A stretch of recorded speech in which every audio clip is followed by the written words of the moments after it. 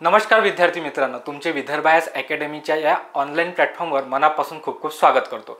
बघा, आज मी चालू घडामोडीतील जो एक महत्त्वाचा टॉपिक आहे, महत्त्वाच्या नियुक्त्या हे घेऊन आलेलो आहे। ठीक आहे, आणि तुम्ही जर एग्जाम मध्ये बघितलं, आता जे राज्यसेवा पूर्व परीक्षा होणार आहे 28 सप्टेंबरला, त्यानंतर 9 नोव्हेंबर आणि 30 नोव्हेंबरला गट ब आणि गट क ची पूर्व परीक्षा होणार आहे, आणि त्यानंतर पण ज्या मुख्य परीक्षा होतील त्या सर्व परीक्षांसाठी तुम्हाला आज जो डेटा मी डिस्कस करणार आहोत थ्रू आउट द लेक्चर, त्या सर्व घडामोडी तुमच्या महत्त्वाच्या असणार आहे, आणि ज्या घडामोडी आपण घेणार आहोत त्या सर्वच्या सर्व परीक्षाभिमुख असणार आहे। ठीक आहे, तर तुम्ही हे जे लेक्चर मी आता आपण सुरू करणार आहोत, कॉन्सन्ट्रेशन न बघा, टू द पॉइंट सगळ्या कंटेंट आहे, आणि कंटेंटवर सर्वात जास्त भर आहे। नियुक्त्या हा जर टॉपिक तुम्ही बघितलं तर हा कन्सेप्च्युअल टॉपिक नाही आहे। तुम्हाला एखादी गोष्ट कॉन्सेप्टने लक्षात ठेवण्याची यामध्ये आवश्यकता नाही आहे। याच्यात काय पाहिजे की तुम्हाला टू द पॉइंट डेटा माहीत पाहिजे। जसं की जर भारताचे 52वे सरन्यायाधीश तुम्हाला विचारलं तर तुम्हाला डायरेक्ट क्लिक झालं पाहिजे, भारताचे 52वे सरन्यायाधीश कोण आहे? न्यायमूर्ती भूषण गवई। तर अशाच पद्धतीनं तुम्हाला जो नियुक्त्याचा टॉपिक आहे कव्हर करावा लागतो। त्यासाठी मी काय केलेलं आहे, जसं तुम्ही प्रिव्हियस लेक्चरमध्ये मला चांगला रिस्पॉन्स दिला, महत्त्वाचे पुरस्कार आपण वर्कशीट बनवली होती, आणि देन त्याच्यावर मग आपण लेक्चर कंडक्ट केलं होतं। त्याच्यामुळे भरपूर मुलांचा रिस्पॉन्स आला की सर तुम्ही तशाच पद्धतीनं कंटिन्यू करा। तर आपण नियुक्त्यासुद्धा तशाच पद्धतीनं कंटिन्यू करणार आहोत। बघा, ही 8 पेजची नियुक्त्याची एक वर्कशीट आहे। यामध्ये तुम्हाला जे टू द पॉइंट गोष्टी आहेत त्या दिलेल्या आहे, फक्त मी जे तुम्हाला सांगणार आहोत यामध्ये डिक्टेक्ट करणार आहोत, तुम्ही फिलअप करा। बघा कसं असते ना, आपण जेव्हा एखादी गोष्ट तुम्ही व्हिडिओ 1 तासाचा बघितला तर 1 तासामध्ये जेवढ्या गोष्टी डिस्कस करू सर्व गोष्टी आपल्या लक्षात राहणं शक्य आहे का? नाही। मग आपल्याला एकतर लिहून पाहावं लागेल, 2-2 वेळा वाचून पाहावं लागेल, आणि ॲट द एंड ते पेपरमध्ये तुम्हाला त्याचा उपयोग होणार आहे। एक गोष्ट लक्षात ठेवा, आता 100+ नियुक्त्या आपण पाठ करणार आहोत किंवा बघणार आहोत, तर सगळ्या गोष्टी पाठ करणे शक्य आहे का आपल्याला? नाही। पाठ करणे 100च्या 100 नियुक्त्या शक्य नाही, परंतु ॲटलिस्ट तुमच्या डोळ्याखालून जातील मी जे शिकवल्यानंतर, आणि तुम्हाला ह्या वर्कशीटमध्ये जेव्हा तुम्ही नोट डाऊन करा, तुम्ही हाताने लिहिलेले जे ते गोष्टी आहे त्या तुमच्या हाताखालून जातील। ह्या 2 गोष्टी झाल्यानंतर काय होणार, एखादी नियुक्ती तुमची पाठ जरी झाले नसणार, मी सांगणार आहे तुम्हाला घटनात्मक नियुक्ती तर पाठच करावं लागेल, वैधानिक करावाच लागेल, ज्या इतर नियुक्त्या आहेत ब्रँड ॲम्बॅसेडर आहे, ॲटलिस्ट एकदा जरी तुम्ही बघितलं तरी तुमच्या ते पेपरमध्ये रिकॉल होईल, म्हणजे रिकॉल होईल। म्हणून तुम्ही काय करा की ही जी PPT आहे, सगळेच्या सगळे हे जी PDF आहे याची झेरॉक्स काढा आणि देन या। बघा, मी तुम्हाला PDF दाखवून देतो। टेलिग्राम, आपलं जे विदर्भ आयएएस अकॅडमीचं टेलिग्राम चॅनल आहे, तिथे मी तुम्हाला ही PDF अवेलेबल करून देईल। ओके, ही वर्कशीट आहे। बघा, यामध्ये सर्व जेवढ्या आता मी डिस्कस करणार आहोत ह्या लेक्चरमध्ये, सर्वच्या सर्व नियुक्त्या याच्यामध्ये कव्हर केलेल्या आहेत। तुम्हाला फक्त काय करायचं आहे की ह्या पोर्शनमध्ये मी जे 1 बाय 1 तुम्हाला सांगणार आहोत त्या गोष्टी नोट डाऊन करून ठेवायच्या आहे, आणि सोबतच बघा थोडक्यात घडामोडी पण दिलेल्या आहे, आणि अशा बॉक्स फॉर्मॅटमध्ये पण आपण डेटा समोर कव्हर करणार आहोत। तर आता काय करूयात की आपण आपलं जे लेक्चर आहे ते सुरुवात करूयात।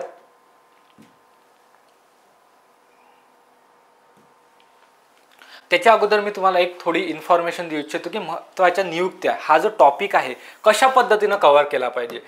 बघा, सर्वात महत्त्वाचं काय असते की यामध्ये ज्या घटनात्मक घडामोडी झालेल्या असतात, घटनात्मक कोणत्या घडामोडी, ज्या भारतीय राज्यघटनेमध्ये जे पद दिलेले आहे त्या पदांवर जर नियुक्ती झाली असेल तर त्या महिन्यातली ते घडामोडी सगळ्यात इम्पॉर्टंट आहे नियुक्त्यामधली। मग त्या कोणत्या? ह्या जानेवारी ते सप्टेंबर महिन्यातल्या। बघा, CP राधाकृष्ण, आचार्य देवव्रत। एक तुम्हाला गोष्ट सांगतो, ह्या 2 ज्या न्यूज आहे ह्या सप्टेंबर महिन्याच्या आहे। ठीक आहे, राज्यसेवेचे पूर्व परीक्षेचे जे विद्यार्थी बघणार आहे, आता एका हप्त्यानंतर त्यांची एक्झाम आहे, त्यांनी ह्या गोष्टी थोडं लाईटली जरी बघितलं तरी चालेल, परंतु आता 16व्या वित्त आयोगाची रचना झाली, न्यायमूर्ती भूषण गवई झाले, अजय खानविलकर, आलोक आराध्य, ज्ञानेश कुमार, दिनेश माहेश्वरी विधी आयोगाचे अध्यक्ष म्हणून झाले, संजय मल्होत्रा, संजय मूर्ती, नारायण व्ही नारायण जे आता इस्रोचे अध्यक्ष म्हणून त्यांची नियुक्ती झालेली आहे, तुहिकांत पांडे सेबीचे अध्यक्ष, राजेश कुमार मीना, डॉक्टर नितीन करील, पराग जैन। हे जे घटनात्मक आणि वैधानिक जे घडामोडी आहे, ह्या घडामोडी काय करूया आपण राज्यसेवा पूर्व परीक्षेच्या विद्यार्थ्यांना उपयोगात पडेल। म्हणजे कसं की आपण डायरेक्ट सांगू शकतो सेबीचे अध्यक्ष कोण आहे, तुहिकांत पांडे यांची नियुक्ती झालेली आहे, परंतु राज्यसेवा पूर्व परीक्षेचा ट्रेंड जर बघितला, जर तुम्हाला मल्टीलाईनर स्वरूपाचा प्रश्न आला तर मग तिथं तुमचा चुकायला नको। घटनात्मक नियुक्त्यावर जनरली आयोग काय करते की मल्टीलाईनर विचारते, आणि ह्या गोष्टी बघितल्यानंतर आपण काय करूयात की पहिल्या महिला नियुक्त्या, मग याच्यामध्ये पूर्ण जेवढ्या वन लाईनर पहिल्या महिला नियुक्त्या असतील ह्या 7-8 महिन्यातल्या तेवढ्या कव्हर करूया. त्यानंतर महाराष्ट्रातील नियुक्त्या, राष्ट्रीय नियुक्त्या, क्रीडा नियुक्त्या, आंतरराष्ट्रीय आणि संरक्षण क्षेत्रातील जे महत्त्वाचे व्यक्ती आहेत ते बघूयात. आणि लास्टमध्ये ब्रँड अँबॅसेडर बघूयात. सोबतच त्याच्यात थोडक्यात घडामोडी ज्या कव्हर होतील त्या पण आपण कव्हर करणार आहोत. अशा पद्धतीनं आपलं थ्रू आउट द लेक्चर राहणार आहे. एक तुम्हाला फक्त सांगतो, कॉन्सन्ट्रेशन आणि फोकस ह्या 2 गोष्टीच्या आधारावर तुम्ही आता येणारा 1 तासात जे काही मी कंटेंट बोलणार आहे तुमच्या आत्मसात होईल. तुम्ही हाताने लिहित आहे त्या पण गोष्टी तुम्हाला खूप फायदा होईल त्याचा. मी तुम्हाला पुन्हा एकदा सांगतो, तुम्ही लायब्ररीमध्ये बसत असाल तर वर्कशीटची झेरॉक्स काढा, त्यानंतरच हे लेक्चर बघा. जिथे कुठे असाल शांत चित्तानं बघा, फक्त 1 तास द्या. तुमच्या ह्या जेवढे नियुक्त्या असतील ना सगळ्या पाठांतर होतील, एवढं ट्रस्ट ठेवा माझ्यावर. ठीक आहे, आता आपण पहिल्या नियुक्तीला सुरुवात करूयात. काय म्हणते CP राधाकृष्णन सर. पहिला प्रश्न हाच आला पाहिजे की CP राधाकृष्णन का बरं न्यूजमध्ये आले. CP राधाकृष्णन न्यूजमध्ये याच्यासाठी आले की जगदीप धनखड जे भारताचे माजी उपराष्ट्रपती होते, त्यांनी 22 जुलै 2025 रोजी राजीनामा दिला. उपराष्ट्रपतीपद खाली झालं, ते आता भरणं होतं. त्या जागी मग कोण येणार होते, त्याच्यासाठी उपराष्ट्रपतीपदाची निवडणूक होत असते. मग बघा 9 सप्टेंबर 2025 रोजी 17व्या उपराष्ट्रपती साठीची निवडणूक झाली. ठीक आहे, त्यामध्ये मग 2 कॅन्डिडेट लागणार आहे, एक सत्ताधारी पक्षाकडून, एक विरोधी पक्षाकडून. तर सत्ताधारी पक्षाकडून CP राधाकृष्णन यांचं नाव समोर आणण्यात आलं होतं आणि विरोधी पक्षाचे जे उमेदवार आहे ते B सुदर्शन रेड्डी होते. राधाकृष्णन यांच्यासमोर कोण होते, B सुदर्शन रेड्डी होते. 17वी उपराष्ट्रपती पदाची निवडणूक पार पडली. त्याच्यामध्ये कोणाला किती मतं मिळाले तर CP राधाकृष्णन यांना 452 मतं मिळाले आणि ते विजयी ठरले. ठीक आहे, म्हणून त्यांची CP राधाकृष्णन यांची भारताचे 15वे उपराष्ट्रपती म्हणून नियुक्ती झालेली आहे. कळलं का. एखादी नियुक्ती जी आहे का बरं न्यूजमध्ये आली हे पण गोष्टी तुमच्या लक्षात असणं आवश्यक आहे. का बरं लक्षात असणं आवश्यक आहे. आता जगदीप धनखड यांनी कशामुळे राजीनामा दिला हा पॉईंट तुम्ही लक्षात ठेवा. त्यांनी आरोग्याच्या कारणावरून राजीनामा दिला. सर मग हे पॉईंट्स आपल्या लक्षात ठेवणं गरजेचं आहे का. हो गरजेचं आहे. का बरं गरजेचं आहे. एक राज्यसेवा पूर्व परीक्षेला PYQ आहे चालू घडामोडीचा, ॲक्च्युअली पॉलिटीमध्ये विचारण्यात आलेला होता की अशी कोणती व्यक्ती आहे उपराष्ट्रपती पदावर असताना त्यांचा मृत्यू झाला. तर त्याचं उत्तर होतं कृष्णकांत. ठीक आहे, त्यांनी आय थिंक 97 ते 2002च्या कार्यकाळात ते उपराष्ट्रपती होते. ते पदावर असताना त्यांचा मृत्यू झाला असा प्रश्न आयोगाने विचारून गेलेला आहे. मग आजचं तुमचं करंट अफेअर उद्याचा GSचा टॉपिक बनणार आहे. जगदीप धनखड यांनी कोणत्या कारणामुळे राजीनामा दिला तर त्यांनी त्यांच्या आरोग्याच्या कारणामुळे राजीनामा दिला आणि त्याच्यामुळेच मग आता ही 17वी जी उपराष्ट्रपतीची निवडणूक झाली त्यामध्ये CP राधाकृष्णन यांची निवड झाली आणि ते आता आपले 15वे उपराष्ट्रपतीमधून विराजमान झालेले आहे 11 सप्टेंबर 2025 पासून. तर बघा CP राधाकृष्णन यांच्याबद्दल आपण आता माहिती बघूयात की त्यांचा जन्म कुठं झाला, तामिळनाडूमध्ये तिरुप्पूर येथे झाला 20 ऑक्टोबर 1957ला. आता त्यांनी जे महत्त्वाचे पद भूषवलेले आहे त्याच्यावर फोकस करूयात. 1996 मध्ये ते भाजप तामिळनाडू पक्षाचे सचिव होते. CP राधाकृष्णन यांचा राजकीय प्रवास कोणत्या पक्षातून सुरुवात झाला तर भाजपा, भारतीय जनता पार्टी यांच्यामधून झाला. 1998 ते 2004च्या दरम्यान ते कोइंबतूरचे खासदार बनले. त्यानंतर मे 2003 ते सप्टेंबर 2006 पर्यंत तामिळनाडू भाजप अध्यक्ष म्हणजे भाजपाचे प्रदेशाध्यक्ष ते होते तामिळनाडू राज्याचे. फेब्रुवारी 2023 ते 2024 दरम्यान त्यांनी झारखंडचे राज्यपाल, सर्वात इम्पॉर्टंट काय लक्षात ठेवणं तुम्हाला गरजेचं आहे की मल्टी लाईनर स्वरूपात तुम्हाला इथं झारखंडच्या जागी तेलंगणा देईल, झारखंडच्या जागी तुम्हाला इतर कोणत्या गोष्टी देईल. तुम्हाला लक्षात आलं पाहिजे की फेब्रुवारी 2023 ते जुलै 2024च्या दरम्यान झारखंडचे ते राज्यपाल होते.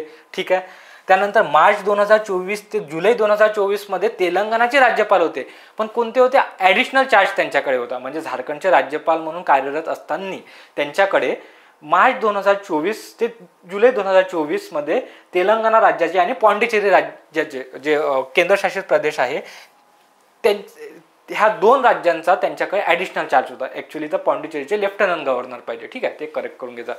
LT लेफ्टनंट गव्हर्नर, नायब राज्यपाल. ओके, झारखंडचे राज्यपाल होते, सोबतच त्यांना ॲडिशनल चार्ज होता तेलंगणा आणि पॉंडिचेरीचा. त्यानंतर सर्वात महत्त्वाची त्यांच्याबद्दल जर तुम्ही लक्षात ठेवायला पाहिजे तर 31 जुलै 2024 ते 11 सप्टेंबर म्हणजे जोपर्यंत भारताच्या उपराष्ट्रपती पदावर येत नाही तोपर्यंत ते महाराष्ट्राचे राज्यपाल म्हणून त्यांची नियुक्ती करण्यात आली होती. त्यांनी 21वे महाराष्ट्राचे राज्यपाल म्हणून पद भूषवलेलं आहे. म्हणून हे व्यक्तिमत्व तुमच्यासाठी एवढं महत्त्वाचं आहे की महाराष्ट्राचे राज्यपाल हे भारताचे उपराष्ट्रपती झाले.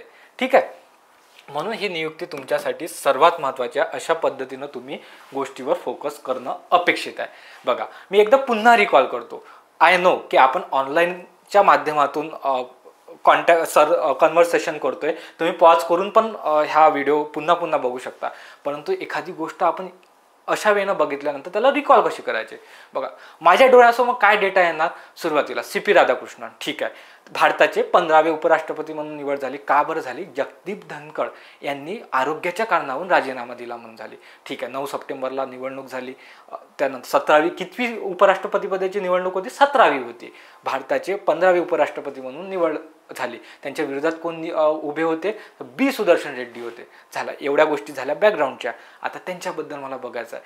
ते तामिळनाडू भाजप आहे, जो भाजप पक्ष आहे त्याचे प्रदेशाध्यक्ष झालेला आहे. कार्यकाळ थोडा लक्षात ठेवा तुम्ही, 2003 ते 2006 दरम्यान.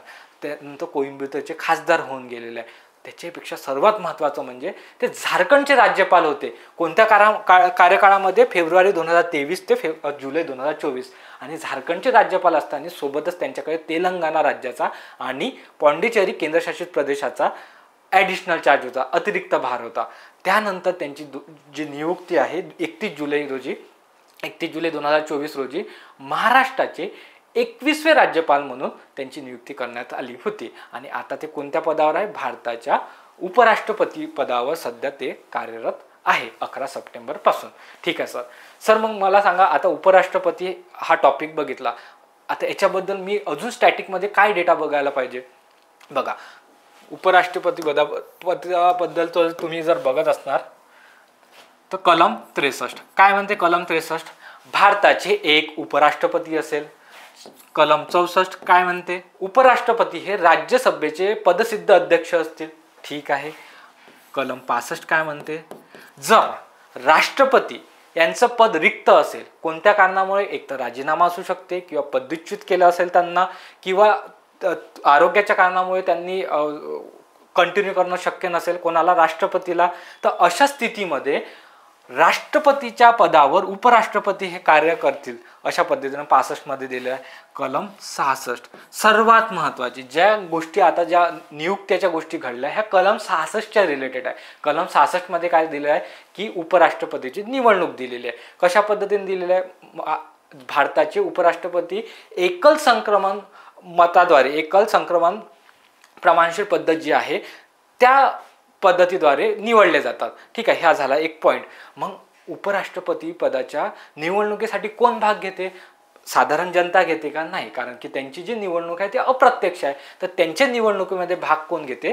तर लोकसभेचे नामनिर्देशित असो की निर्वाचित असो, राज्यसभेचे नामनिर्देशित असो की निर्वाचित असो, म्हणजे लोकसभा पूर्ण आणि राज्यसभा पूर्ण यामधील जे खासदार असतात ते उपराष्ट्रपती पदासाठी मतदान करतात. यामध्ये कोण येत नाही? विधानसभेचा काही कन्सर्न येणार नाही आणि विधान परिषदेचा काही कन्सर्न येणार नाही. फक्त लोकसभा, पूर्ण लोकसभेतले खासदार आणि राज्यसभेतले खासदार, अशा पद्धतीनं तुम्हाला आयोगामध्ये प्रश्न येऊन गेलेला आहे. त्याच्यानंतर सर 67 काय आहे? आता त्यांची निवड झाली, त्यांना सांगितलेलं आहे की राज्यसभेचे अध्यक्ष हे उपराष्ट्रपती असतील म्हणून. ठीक आहे, तर कलम 67 मध्ये काय दिलेलं आहे तुम्हाला? कलम 67 मध्ये त्यांचा पदावधी दिला आहे. त्यांचा पदावधी काय आहे? ज्या तारखेपासून ते पदावर विराजमान होतील त्या दिनांकापासून तर 5 वर्षापर्यंत त्यांचा कार्यकाळ राहणार आहे. ठीक आहे. कलम 68 मध्ये काय दिलं आहे उपराष्ट्रपती पदाबद्दल की त्यांचं पद रिक्त असेल कोणत्या कारणामुळे, एक तर त्यांनी राजीनामा दिला, मृत्यू झाला, जसा कृष्णकांत यांचा मृत्यू झाला होता उपराष्ट्रपती, किंवा आजाराच्या कारणामुळे जसं जगदीप धनखड यांनी त्याच्यामुळे दिला. तर याच्यामध्ये हेच दिलेलं आहे की उपराष्ट्रपती यांचे पद रिक्त असणे त्या कंडिशनमध्ये काय राहील बा म्हणून. त्यानंतर कलम 69 मध्ये काय दिलेलं आहे? ओच दिलेलं आहे. उपराष्ट्रपती हे राष्ट्रपती यांच्यासमोर शपथ घेतील बा म्हणून. अशा पद्धतीनं 63, 64, 65, 66, 67, 68 आणि 69 अशा पद्धतीच्या तुम्हाला कलमा उपराष्ट्रपतीबद्दल माहीत असल्या तर तुमचा हा टॉपिक झाला. म्हणजे 1 मार्क तुमचा करंटचा आणि 1 मार्क पॉलिटीचा, 2 मार्क तुमचे कव्हर एकाच जागी होऊन जाईल. अशा पद्धतीने तुम्ही मला अपेक्षित अशा पद्धतीने की तुम्ही डेटा कव्हर केला पाहिजे. ठीक आहे. आता याच्यानंतरची नियुक्ती आहे आचार्य देवव्रत. ठीक आहे. बघा, महाराष्ट्राचे राज्यपाल जे होते CP राधाकृष्णन ते भारताच्या उपराष्ट्रपतीपदी गेले. आता मग महाराष्ट्राचं राज्यपाल पद तर रिक्त झालं ना, मग त्या जागी कोण आले तर आचार्य देवव्रत आले. ओके सर, आचार्य देवव्रत हे कुठचे आहे तर हे पंजाब राज्याचे आहे. ठीक आहे. आणि एक लक्षात ठेवा, हे जे आचार्य देवव्रत आहे सद्यस्थितीत गुजरातचे राज्यपाल म्हणून कार्यरत आहे. त्यांची अतिरिक्त, जसं मी तुम्हाला सांगितलं ना, झारखंड जेव्हा जे CP राधाकृष्णन झारखंडचे राज्यपाल होते त्यांच्याकडे अतिरिक्त भार कोणत्या राज्याचा होता, तेलंगणा आणि पॉंडिचेरीचा. तशाच पद्धतीनं आचार्य देवव्रत सध्या गुजरातचे राज्यपाल म्हणून कार्यरत आहे, परंतु त्यांच्याकडे आता महाराष्ट्राच्या राज्यपालांचा अतिरिक्त भार त्यांच्याकडे गेलेला आहे. हे तुम्ही लक्षात ठेवा. आणि ते महाराष्ट्राचे कितवे राज्यपाल झाले आहे, 22वे राज्यपाल झालेले आहे. आता यांच्याबद्दल जर 2-4 गोष्टी बघतो म्हटलं तर काय काय महत्त्वाचं आहे. त्यांचा जन्म 1959 मध्ये झाला. ते पंजाब राज्याचे रहिवासी आहे. हिंदी व हिंदीचे पदव्युत्तर असलेले देवव्रत यांनी योगशास्त्रात, हे बघा हे महत्त्वाचं आहे, योगशास्त्रात त्यांनी पदविका घेतलेली आहे. नैसर्गिक चिकित्साशास्त्र व योगिक सायन्समध्ये त्यांनी डॉक्टरेट केलेली आहे. 1981 ते जुलै 2015 पर्यंत गुरुकुल कुरुक्षेत्राचे प्रधानाचार्य राहिलेले आहे. ठीक आहे. ह्या जनरलाइज पॉईंट आहे. आता महत्त्वाचा पॉईंट आहे, 2015 ते 2019 दरम्यान कोणत्या राज्याचे, हिमाचल प्रदेशाचे, म्हणजे हिमाचल प्रदेश या राज्याचे त्यांनी राज्यपाल म्हणून राज्यपाल पदावर ते राहिलेले आहे. 2015 ते 19 कोणत्या राज्याचे, हिमाचल प्रदेशचे. 22 जुलै 2019 पासून ते सध्या गुजरातचे राज्यपाल म्हणून कार्यरत आहे. आणि आता महाराष्ट्राच्या राज्यपालपदी त्यांची 22वे राज्यपाल म्हणून नियुक्ती झालेली आहे. अशा पद्धतीनं तुम्ही त्यांच्याबद्दल तुम्ही माहिती एवढी जरी बघितली तरी इनफ आहे. ओके. आता सर राज्यपाल हा टॉपिक आल्यानंतर मग तुम्ही GST कशा लिंक करा. आता मी याच्यासाठी सांगतोय की आपल्याला 28 सप्टेंबरला एकच वीक राहिलेला आहे. मुलांचं रिकॉल झालं पाहिजे. एक त्या दृष्टिकोनातून मी तुम्हाला एक ट्रिक सांगतो राज्यपालांबद्दल. ठीक आहे. सगळेजण लक्ष द्या. बघा, आता हे ट्रिक छोटीशी आहे परंतु एवढी फायदेशीर राहणार आहे, कारण की तुम्हाला जेव्हा आयोग जोड्या लावण्यासाठी विचारतो 153 ते 159 मध्ये मोस्ट टाइम कन्फ्युजन होते. तर कशा पद्धतीने लक्षात ठेवलं पाहिजे तर हे ट्रिक आहे.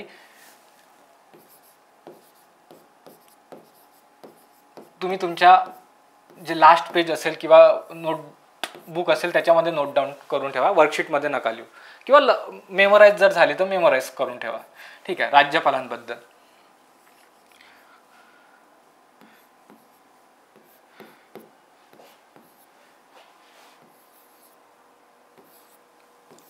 बघा काय आहे, जीपॅड क्यूसीओ.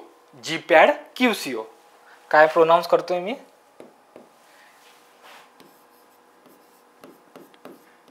जीपॅड क्यूसीओ.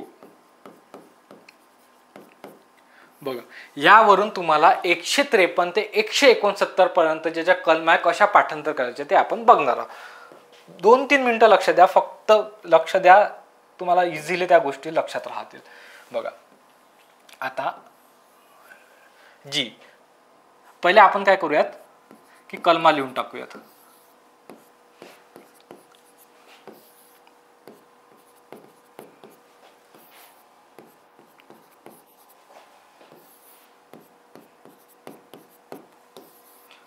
एकशे 58 आणि ओ म्हणजे 169.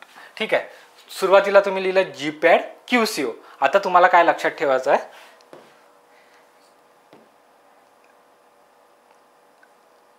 कोणता कलर घेऊ, रेड, येलोच घेतो. ठीक आहे. बघा, जीपॅड क्यूसीओ. आता ह्या जे शॉर्ट फॉर्म्स दिलेले आहेत त्याच्यामध्ये आपला डेटा दडलेला आहे राज्यपालांच्या बाबतीत. जी फॉर काय आहे, गव्हर्नर. मग 153 कलम एक लक्षात ठेवा, कन्फ्यूज होऊ नका. एक सुरुवात जर चुकली तर तुमचं सगळं चुकेल. भारताचे जे राज्याचे जे राज्यपाल आहे, म्हणजे राज्यपालांबद्दल जर कोणतीही माहिती जर तुम्ही सुरुवात बघितली तर त्याची कलम हे 153 पासून सुरुवात होते. हे गोष्ट तुम्ही लक्षात ठेवा, हे मिस आउट नका करू. म्हणजे तुम्ही जीपॅड क्यूसीओ तो लिहून टाका, पण इथून जर तुमचे 152 किंवा 154 पासून स्टार्ट केलं तर चुकणार. हे काय आहे की जीपॅड, जी हा स्टार्ट 153 पासून होतो आणि अशा पद्धतीने नोट डाऊन करा. आता बघा, जी फॉर गव्हर्नर. मग काय याचा अर्थ, राज्याचे एक राज्यपाल असेल, म्हणजे एका राज्याचे एक राज्यपाल असेल असं आपल्या भारतीय राज्यघटनेमध्ये दिलेलं आहे. परंतु 7व्या घटना दुरुस्तीमध्ये एक ॲडिशन असं सुद्धा केलेलं आहे की 2 किंवा 2 पेक्षा जास्त राज्यांचे सुद्धा राज्यपाल असू शकतात. मग गव्हर्नर म्हणजे राज्याचे एक राज्यपाल असेल. त्याच्यानंतर पी फॉर पॉवर. पॉवर म्हणजे अधिकार. राज्याचा कार्यकारी अधिकार हा कोणाच्या नावाने चालेल, राज्यपालांच्या नावाने चालेल. पॉवर म्हणजे कार्यकारी अधिकार. ठीक आहे. A for appointment. अपॉइंटमेंट म्हणजे नियुक्ती.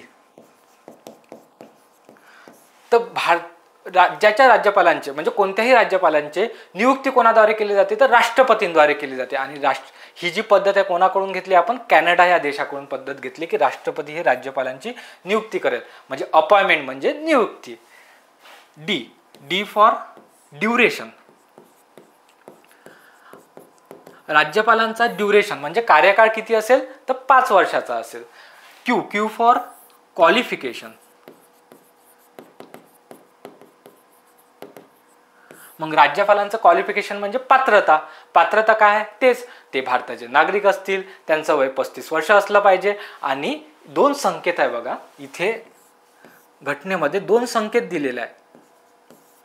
ते 2 कोणते संकेत आहे क्वालिफिकेशन मध्ये, पात्रतेमध्ये, जे राज्यपाल नियुक्त करणारा त्या राज्यामध्ये ते दुसऱ्या राज्याचे असले पाहिजे. म्हणजे महाराष्ट्रामध्ये त्यांची नियुक्ती करायची असली तर ते असले पाहिजे महाराष्ट्राच्या बाहेरचे. का बरं, कारण की मुख्यमंत्री आणि राज्यपाल यांच्यामध्ये कॉन्फ्लिक्ट नको व्हायला. हे एक संकेत दिलेला आहे. आणि सोबतच हा दिला आहे की जेव्हा राष्ट्रपती त्या राज्यामध्ये राज्यपालांची नियुक्ती करेल तेव्हा त्यांनी मुख्यमंत्र्याचा सल्ला घेणे आवश्यक आहे. आता हा वेगळा पार्ट आहे की त्या गोष्टी फॉलो होतात की नाही. ही गोष्ट 100% फॉलो होते की ते वेगळ्या राज्याचे राज्यपाल असतात ती नियुक्ती करताना. परंतु मुख्यमंत्र्यांचा सल्ला घेतला जातो का, याच्याबद्दल आपण कन्फर्मेशन नाही सांगू शकत. ठीक आहे, तो एक संकेत आहे त्याच्यामुळे. त्याच्यानंतर सी काय म्हणते, सी फॉर कंडिशन. म्हणजे राज्यपालांच्या शर्ती काय आहेत, तर राज्यपालांच्या शर्ती अशा आहेत की ते विधानसभेचे सदस्य नसले पाहिजे किंवा लोकसभेचे कोणत्याही सभागृहाचे ते सदस्य नसले पाहिजे. असणार तर त्यांनी राजीनामा द्यावा किंवा कोणत्याही लाभाचे पद त्यांनी धारण केलेले नसावे. अशी कंडिशन्स म्हणजे शर्तीमध्ये दिलेले आहे. आणि ओथ म्हणजे काय होते, शपथ होते. तर जे राज्यपाल असेल ते त्या राज्याच्या उच्च न्यायालयाच्या मुख्य न्यायाधीशासमोर शपथ घेतील. तर अशा पद्धतीनं जर तुम्ही ट्रिक वाईज लक्षात ठेवलं ना तर तुम्हाला ह्या गोष्टी पाठवून जातील. मी एकदा पुन्हा रिकॉल करतो बघा. जीपॅड क्यूसीओ. जी म्हणजे गव्हर्नर. गव्हर्नरला काय लिंक करायचं, भारताचे एक राज्यपाल असेल. आणि 7व्या घटना दुरुस्तीनं अजून कोणती गोष्ट टाकलेली आहे, 1 किंवा 2 राज्याची मिळून सुद्धा 2 किंवा 2 पेक्षा जास्त राज्याचे राज्यपाल म्हणून पण ते कार्य करू शकतात. ठीक आहे. 154 मध्ये काय दिलेलं आहे, पॉवर म्हणजे काय आहे, कार्यकारी अधिकार. म्हणजे राज्याचा संपूर्ण कार्यकारी अधिकार हा कोणाच्या नावाने चालणार, त्या राज्यपालांच्या नावाने. मला तोंडामध्ये ते आता उपराष्ट्रपती आपण डिस्कस केला ना, त्याच्यामुळे भारताचे राज्यपाल येते. भारताचे राज्यपाल नाही, राज्याचे राज्यपाल असतात. एक तुम्ही थोडंसं कन्सिडर करा. अपॉइंटमेंट. कलम 155 मध्ये काय दिलंय, अपॉइंटमेंट म्हणजे यांची अपॉइंटमेंट कोण करते, नियुक्ती कोण करते, तर राष्ट्रपती करते. ठीक आहे. डी म्हणजे ड्युरेशन. 156 मध्ये दिलेला आहे. राज्यपालांचं ड्युरेशन किती असते, ज्या दिवशी त्यांची नियुक्ती झाली त्या दिवसापासून तर 5 वर्षापर्यंत त्यांचा कार्यकाळ असते, पदावधी असते. क्वालिफिकेशन 157 मध्ये काय दिलेलं आहे, पात्रता दिलेली आहे. कोणत्या 3 महत्त्वाच्या पात्रता, एक तर भारताचे नागरिक असावे, त्यांचं वय पूर्ण 35 वर्ष झालेलं असावं, आणि 2 संकेत दिले आहेत जे की राज्यघटनेमध्ये नाही आहे. त्या राज्याचे राज्यपाल म्हणून नियुक्ती करताना काय असले पाहिजे, ते वेगळ्या राज्याचे असले पाहिजे, दुसऱ्या राज्याचे असले पाहिजे. आणि सोबतच जेव्हा राष्ट्रपती यांची नियुक्ती करते, मुख्यमंत्र्यांचा सल्ला घेऊन त्यांची नियुक्ती केली पाहिजे. सी मध्ये काय दिलेलं आहे, 158 कलममध्ये कंडिशन दिलेलं आहे, शर्ती दिलेल्या आहे. काय शर्ती दिलेल्या आहे, त्यांनी कोणत्या लाभाचे पद धारण केलेले नसावे किंवा कोणत्याही सभागृहाचे ते सदस्य नसावे. आणि ओथ म्हणजे शपथ, कोणासमोर शपथ घेतील, ते त्या राज्याच्या उच्च न्यायालयाच्या मुख्य न्यायाधीशाच्या समोर ते शपथ घेतील. अशा पद्धतीने बघा, राज्यपालांबद्दल सर्व गोष्टी आपल्या कव्हर होऊन जातात. हा झाला. अशा पद्धतीने जर तुम्ही ट्रिक वाईज लक्षात ठेवलं तर तुम्हाला एक्झाममध्ये चांगल्या पद्धतीने हेल्प होईल. ओके, जर तुम्ही करंट अशा पद्धतीनं लिंक जर करून बघितलं तर तुम्हाला इझिली वन बाय वन सगळ्या गोष्टी कव्हर होतील. ही एक झाली अजून घटनात्मक नियुक्ती. आता काय बघूयात की 16व्या वित्त आयोगाची रचना. बघा, हे नियुक्त्यामध्ये काय घेतलं, कारण की जेवढ्या गोष्टी आहे ना, ह्या अध्यक्ष असो, सचिव असो, त्यांचे सदस्य असो, ह्या सगळ्या नियुक्त्यामध्ये येते. म्हणून मी ठरवलं की 16व्या वित्त आयोगाची रचना पण इथेच आपण नियुक्त्यामध्ये कव्हर करूयात. ठीक आहे सर, वित्त आयोग कशाशी संबंधित आहे? हा संबंधित आहे कलम 280, राज्यघटनेच्या 280 कलमशी संबंधित आहे. वित्त आयोगाचं कार्य काय आहे की जो महसूल जमा झालेला आहे तो राज्यांमध्ये बरोबर प्रमाणात वाटून देण्याचं काम हे वित्त आयोग करते. कशा पद्धतीने करते तुम्ही अर्थशास्त्रामध्ये डिटेलमध्ये बघितलं असेल. आपण आता व्हिडिओ लेंदी न व्हावं म्हणून त्या गोष्टी स्किप करूयात आणि आपला जो मेन फोकस आहे करंटवर त्यावर डिस्कस करूयात. ठीक आहे, कोणत्या वित्त आयोगाची बघतोय आपण? 16व्या वित्त आयोगाबद्दल बघतोय. त्याचा कार्यकाळ काय? 1 एप्रिल 2026 ते 31 मार्च 2031 पर्यंत. ह्या 5 वर्षाच्या कार्यकाळासाठी त्यांची ह्या वित्त आयोगाची नियुक्ती करण्यात आलेली आहे. ठीक आहे, सर्वात महत्त्वाचा पॉईंट, ह्या वित्त आयोगाचे अध्यक्ष कोण आहेत? तर श्री अरविंद पनगरिया, जे नीती आयोगाचे उपाध्यक्षपदी राहिलेले आहे. ते जे अरविंद पनगरिया हे आता 16व्या वित्त आयोगाचे अध्यक्ष म्हणून नियुक्ती झालेले आहे. सर, याची सचिव कोण आहेत?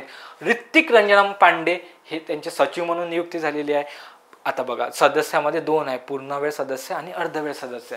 आता इथं मुलांचं कन्फ्युजन होणार आहे. कसं कन्फ्युजन होणार आहे मी सांगतो. सुरुवातीला मला सांगू द्या की पूर्णवेळ सदस्य कोण आहे? ॲनी जॉर्ज मॅथ्यू आणि मनोज पांडा. त्यानंतर अर्धवेळ सदस्य कोण आहे? सौम्यकांती घोष आणि टी रविशंकर. ह्या झाल्या सप्टेंबर. आज आपण लेक्चर शूट करतोय 22 सप्टेंबर रोजी. तर 22 सप्टेंबर रोजीची स्थिती हे आहे. ठीक आहे, परंतु आता राज्यसेवेचे जे विद्यार्थी आहे किंवा अगोदर जे मुलांनी चालू घडामोडी वाचले असतील त्यांचं कन्फ्युजन 100% झालं असणार की सर, हे नाव थोडंसं आम्हाला नवीन वाटत आहे. का नवीन वाटत आहे? आम्ही तर निरंजन राजाध्यक्ष हे न्यूजमध्ये वाचलं होतं. त्यानंतर इथे कुठेतरी अजय नारायण झा पण होते.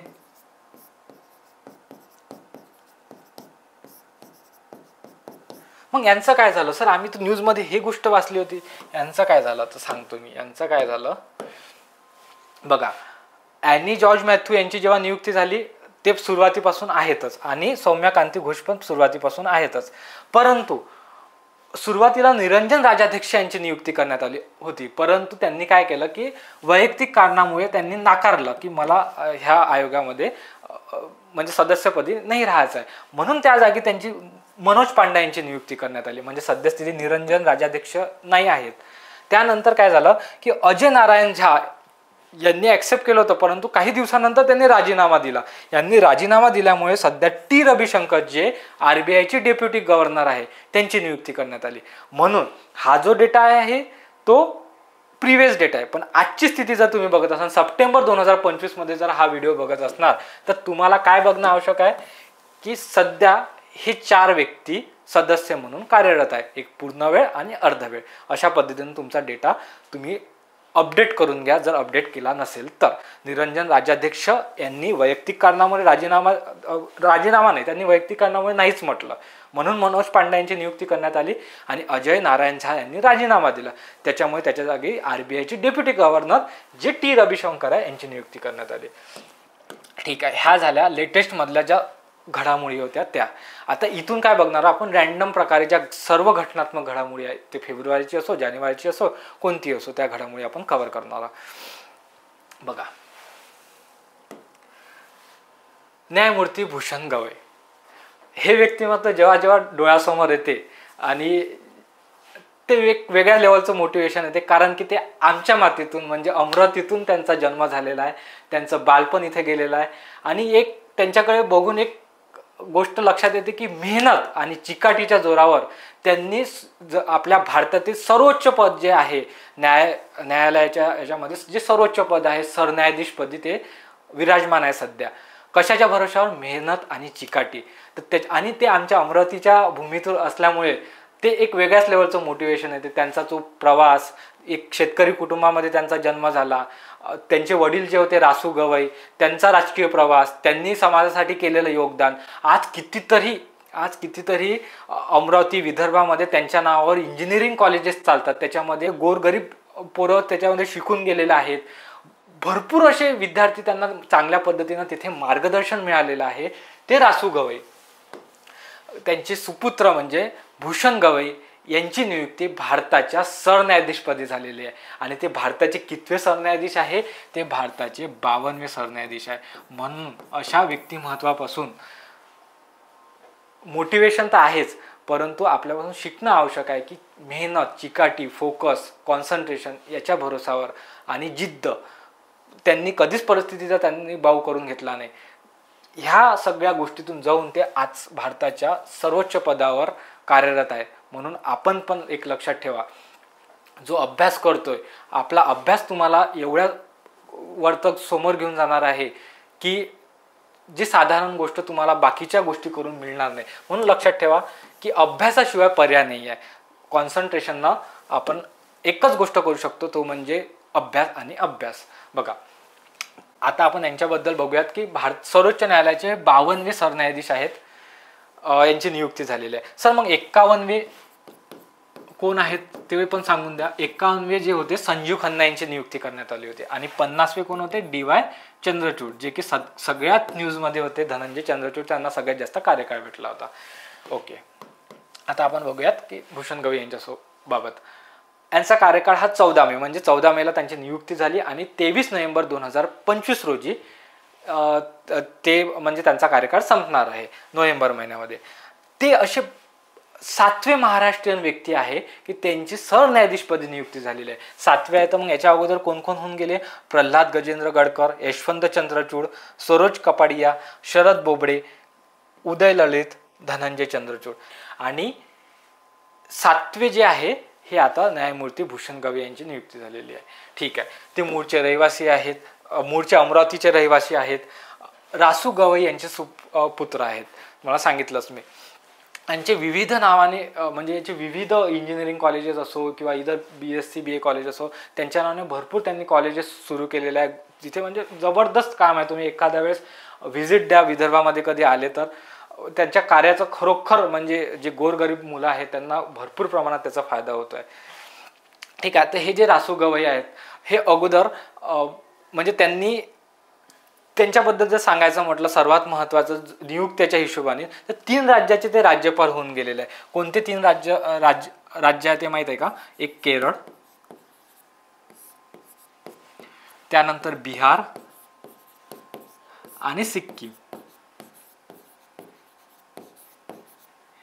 ह्या 3 राज्याच्या राज्यपालपदी रासू गवई यांनी कार्य केलेलं आहे. ठीक आहे, त्यानंतर जे आपले भूषण गवई आहेत सरन्यायाधीश, त्यांनी मुंबई उच्च न्यायालयात स्वतंत्रपणे वकील ही 1987 ते 90च्या दरम्यान सुरुवात केली. आणि उच्च न्यायालयाचे कायमस्वरूपी न्यायाधीश कधी झाले तर 12 नोव्हेंबर 2005 पासून ते मुंबई उच्च न्यायालयाचे कायमस्वरूपी न्यायाधीश म्हणून कार्य करत होते. आणि सर्वोच्च न्यायालयाचे न्यायाधीश म्हणून 24 मे 2019 रोजी त्यांची नियुक्ती करण्यात आली. ठीक आहे, तर अशा पद्धतीनं तुम्ही त्यांच्याबद्दल एवढ्या गोष्टी जरी बघितल्या तरी इनफ आहे, तुमच्या परीक्षेला तुम्हाला हेल्प होईल. बघा, न्यायमूर्ती अजय खानविलकर ही आता वैधानिक नियुक्ती आहे, ही घटनात्मक नियुक्ती नाही आहे. भारताचे कितवे लोकपाल म्हणून नियुक्ती झाले आहे? भारताचे 2रे लोकपाल म्हणून नियुक्ती झाले आहे. सर मग पहिले लोकपाल कोण आहे? पहिले लोकपाल होते पिनाकी चंद्र घोष. पिनाकी चंद्र घोष हे भारताचे पहिले लोकपाल होते. आणि 2रे लोकपाल म्हणून कोणाची नियुक्ती झाली आहे? न्यायमूर्ती अजय खानविलकर. कधी झाली आहे? 10 मार्च 2024. सर 2024ची न्यूज आहे, तुम्ही आता कव्हर करताय. कारण की याच्यावर तुम्हाला प्रश्न विचारला जाऊ शकतो. मी हे बॅरियर नाही ठेवू शकत की जानेवारी तर सप्टेंबरपर्यंतच मला बघायचं आहे, मग एखादी घडामोडी मला इम्पॉर्टंट वाटली म्हणून मी हे कव्हर केले 10 मार्च 2024. हा प्रश्न तुम्हाला कधीही विचारला जाऊ शकतो. हा असा प्रश्न आहे अजय खानविलकर यांच्यावरचा. आज नाही विचारते, उद्या नाही विचारते, पण एक दिवस विचारतीलच. आणि विचारून गेलेला अगोदर PYQ झालेला पण आहे तो. एप्रिल 2002मध्ये यांनी मुंबई उच्च न्यायालयाचे कायमस्वरूपी न्यायाधीश म्हणून त्यांची नियुक्ती झाली. 2013मध्ये हिमाचल प्रदेशचे मुख्य न्यायाधीश. बघा, जिथं मुख्य न्यायाधीश येतो तिथं त्या गोष्टी त्यांच्या लक्षात ठेवणार आहे. कुठं? हिमाचल प्रदेशच्या उच्च न्यायालयाच्या मुख्य न्यायाधीशपदी त्यांनी कार्य केलेलं आहे. 2013मध्येच, नोव्हेंबर 2013मध्ये त्यांची मध्य प्रदेश उच्च न्यायालयाचे मुख्य न्यायाधीश म्हणून बदली झाली. ठीक आहे. आता जेव्हा बदली होते तर कोणत्या कलमानुसार होते? कलम 222 नुसार, भारतीय राज्यघटनेच्या कलम 222 नुसार एखाद्या मुख्य न्यायाधीशाची बदली होत असते. ठीक आहे. हिमाचल नंतर मध्य प्रदेशमध्ये गेले आणि मे 2016मध्ये सर्वोच्च न्यायालयाच्या न्यायाधीशपदी त्यांची नियुक्ती करण्यात आली आणि त्यांनी 2022मध्ये ते निवृत्त झाले आणि त्यानंतर 2 वर्षानंतर ते लोकपाल या पदावर त्यांची नियुक्ती झालेली आहे. म्हणून ही जे महत्त्वाची एक नियुक्ती आहे ते लक्षात ठेवा तुम्ही. भारताचे दुसरे लोकपाल कोण? न्यायमूर्ती अजय खानविलकर. हिमाचल प्रदेशचे त्यांनी मुख्य न्यायाधीश म्हणून काम केलेलं आहे. त्यानंतर ते कुठे गेलेलं आहे? हिमाचल नंतर काय आहे त्यांचं? एक मिनिट. हिमाचल नंतर मध्य प्रदेश 2 आहे. प्रदेशवाले 2 आहे, हिमाचल प्रदेश आणि मध्य प्रदेश. ठीक आहे. आय होप तुम्ही सगळ्या गोष्टी वर्कशीटमध्ये नोट डाऊन करत आहे. मी असं कन्सिडर करतो, त्याच्यामुळे वारंवार तुम्हाला त्या गोष्टी डिक्टेट करणार नाही. बघा, हे जे बॉक्सेस दिलेले आहे ना, याच्यामध्ये जे मेन पॉईंट्स आहे तेच फक्त तुम्ही नोट डाऊन करा. एवढ्या बॉक्समध्ये इनफ आहे. आणि बघा, मी ह्या बॉक्स छोटे याच्यासाठी ठेवले आहे की बर्ड व्ह्यू आला पाहिजे. एकाच गोष्टी, एकाच ज्या नियुक्त्या सर्व महत्त्वाच्या त्या तुमच्या एकाच पेजवर आलेल्या पाहिजे. ज्या महत्त्वाच्या तुम्हाला असं वाटत आहे, मी तुम्हाला इथं डिक्टेट करतोय की बघा, मुख्य न्यायाधीश महत्त्वाचे आहे. न्यायमूर्ती अजय खानविलकर म्हटलं तर काय महत्त्वाचं आहे त्यांच्याबद्दल? हिमाचल प्रदेश आणि मध्य प्रदेश याची मुख्य न्यायाधीश म्हणून त्यांनी कार्य केलेलं आहे. ठीक आहे. आणि सर्वोच्च न्यायालयाची त्यांची जेव्हा नियुक्ती झाली ती गोष्ट तुम्हाला माहीतच पाहिजे आणि ते लक्षातच राहतात. आता बघा, दुसरी सर्वात महत्त्वाची नियुक्ती आहे न्यायमूर्ती आलोक आराध्य यांची. काय झालेलं आहे की मुंबई उच्च न्यायालयाचे 48वे मुख्य न्यायमूर्ती म्हणून नियुक्ती करण्यात आली आहे.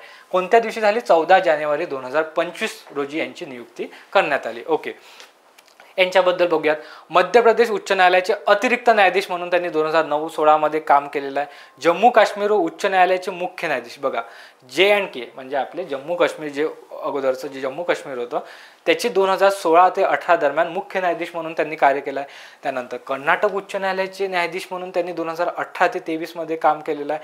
तेलंगणा उच्च न्यायालयाचे मुख्य न्यायाधीश म्हणून 2023 ते 25 या दरम्यान ते त्या पदावर राहिलेले आहे. आणि त्याच्यानंतर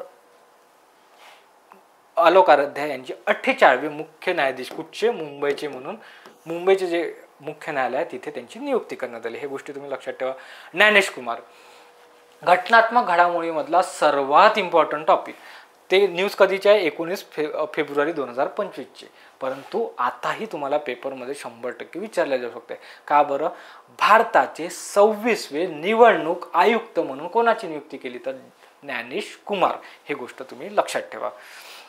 ते केरळ कॅडरचे 1988 बॅचचे IAS अधिकारी आहे आणि 15 मार्च 2024 पासून बघा, यांची ज्ञानेश कुमार हे जेव्हा निवडणूक आयुक्त म्हणून नियुक्ती झाली त्या अगोदर ते निवडणूक आयोगामध्येच सदस्य जे असतात, 2 सदस्य असतात, त्या सदस्यपदी म्हणजे आयुक्तपदी, आपण त्याला आयुक्तच म्हणतो पण मुख्य नाही, त्या पदावर त्यांनी काम केलेलं आहे 15 मार्च 2024 पासून. आणि देन मग 19 फेब्रुवारी 2025 रोजी त्यांची नियुक्ती भारताच्या निवडणूक आयुक्तपदी, मुख्य निवडणूक आयुक्तपदी निवड झालेली आहे. ठीक आहे. कलम कशाशी संबंधित आहे? कलम 324. ही घटनात्मक निवडणूक झाली. अजून एक पॉईंट लक्षात ठेवा की आपला जो निवडणूक आयोग आहे हा बहुसदस्य आहे. माहीत असेल तुम्हाला, 1 अध्यक्ष आणि 2 सदस्य. याच्यामध्ये अध्यक्ष कोण आहेत? तर आपले ज्ञानेश कुमार यांची नियुक्ती झाली 26वे.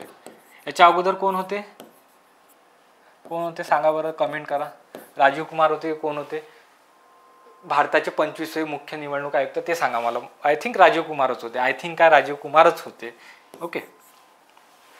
तरी पण मला कन्फर्म तुम्ही एक सांगा की काय आहेत कमेंटमध्ये.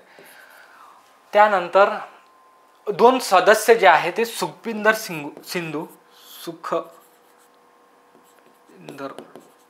सिंधू आणि सध्या विवेक जोशी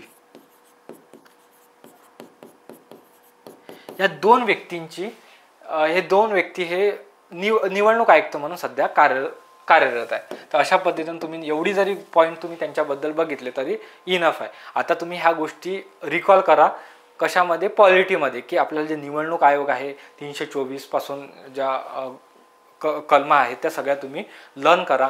326 प्रौढ मतदानद्वारे निवडणूक होतील बा म्हणून. तर अशा पद्धतीनं त्या ज्या गोष्टी आहेत तुम्ही त्यामध्ये कव्हर करणं अपेक्षित आहे, जेणेकरून तुम्हाला परीक्षेला पॉलिटीमध्ये लिंक होईल. ठीक आहे. त्यानंतर दिनेश माहेश्वरी, ओके, यांची काय म्हणते 23व्या विधी आयोगाचे नवीन अध्यक्ष म्हणून नियुक्ती झाली. 23व्या विधी आयोगाचे अध्यक्ष कोण, तर दिनेश माहेश्वरी. ठीक आहे. आणि त्यासोबतच हितेश जैन आणि DP वर्मा यांची हे दोन सदस्य 23व्या विधी आयोगामध्ये नियुक्त करण्यात आले.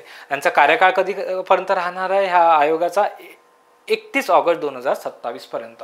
विधी आयोग काय करते की कायद्यासंबंधित ज्याही काही रिफॉर्म्स आहे त्याच्याबद्दलचा रिपोर्ट बनवण्याचं काम करत असते, विधी आयोग करत असते. आणि एक गोष्ट लक्षात ठेवा, 22व्या विधी आयोगाचे जर अध्यक्ष म्हटले तर Ruturaj Awasthi.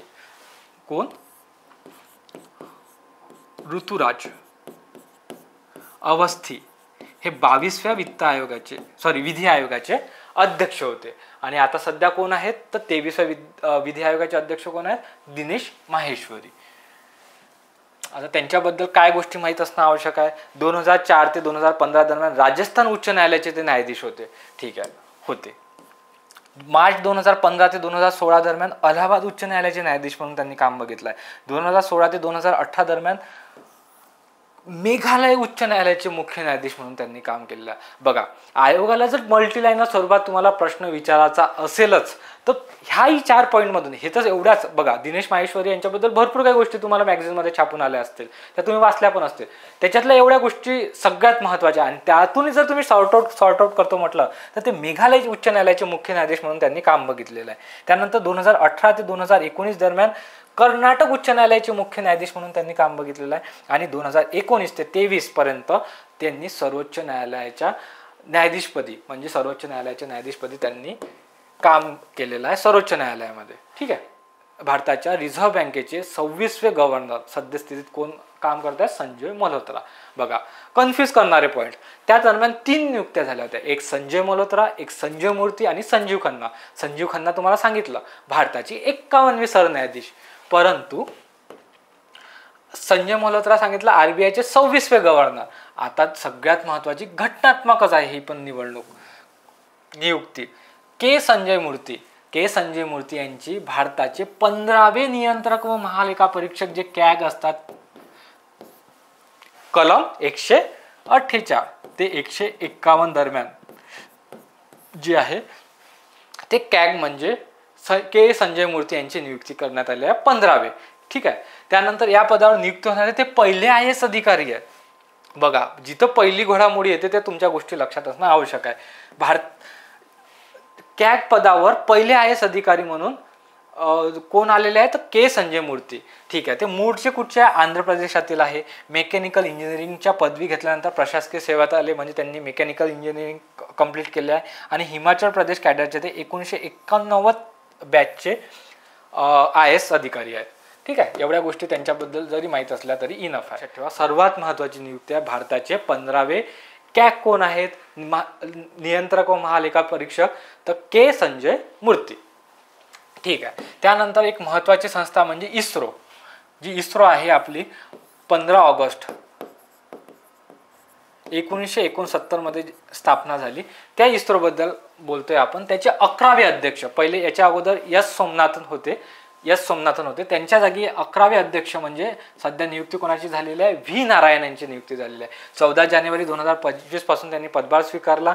IIT खरगपूरमधून cryogenic इंजिनिअरिंगमधून MTech शिक्षण त्यांनी पूर्ण केलेलं आहे. तर हे त्यांच्याबद्दल तुम्ही एवढ्या गोष्टी माहीत असणं आवश्यक आहे. ठीक आहे. इस्रोचे 11वे अध्यक्ष व्ही नारायण. याच्या अगोदर कोण होते, एस सोमनाथ. तुहिकांत पांडे, सर्वात महत्त्वाची वैधानिक संस्था कोणती, सेबी. सेबीच्या अध्यक्षपदी कोणाची नियुक्ती करण्यात आली आहे? तुहिकांत पांडे. ओके सर, याच्या अगोदर कोण होत्या?